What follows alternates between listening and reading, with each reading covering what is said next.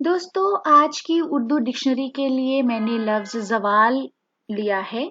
ज़वाल लफ्ज ऐसा है जो हमारी आम बोलचाल की जिंदगी का एक हिस्सा है। हम बहुत सुनते हैं, बोलते हैं। तो आज इस लफ्ज की तमाम तफसीलात मैं आपके साथ शेयर कर रही हूँ इस वीडियो के जरिए। तो दोस्तों, जब हम लफ्ज ज़वाल बोलते हैं तो उसका मतलब क्या होता है? उसका मतलब होता है तरक्की या उरूज में कमी। अच्छा, ज़वाल का जो अपोजिट है वो उरूज है। तो उरूज और ज़वाल इस हवाले से हमने सुना है, अप्स एंड डाउन्स। दूसरा मतलब होता है इन्हितात।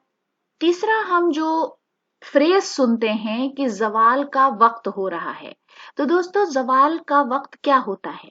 जब सूरज या चांद के गुरूब होने का वक्त होता है। जब सूरज और चांद गुरूब हो रहे होते हैं वो वक्त ज़वाल कहलाता है। ज़वाल का मतलब कमजोरी, नुक्स, कमी होना, मर्तबे से गिरना, तबाही या मुसीबत की मायनों में भी इस्तेमाल होता है।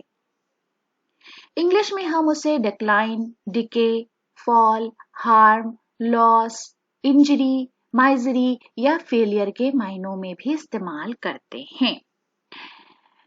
हिंदी में उसका मतलब होता है अवनति, उतार, पतन, घटाव, किसी चीज का घटना, ह्रास यानी कमी।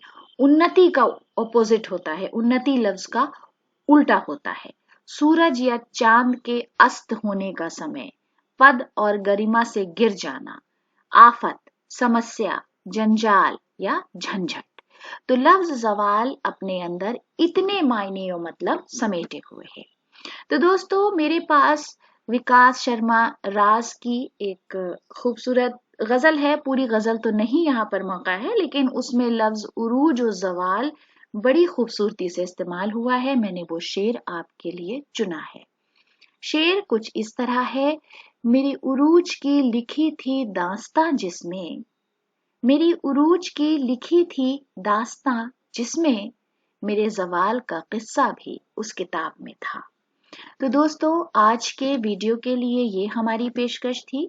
अगले वीडियो के लिए चैनल को सब्सक्राइब करें। वीडियो देखने के लिए बहुत बहुत शुक्रिया।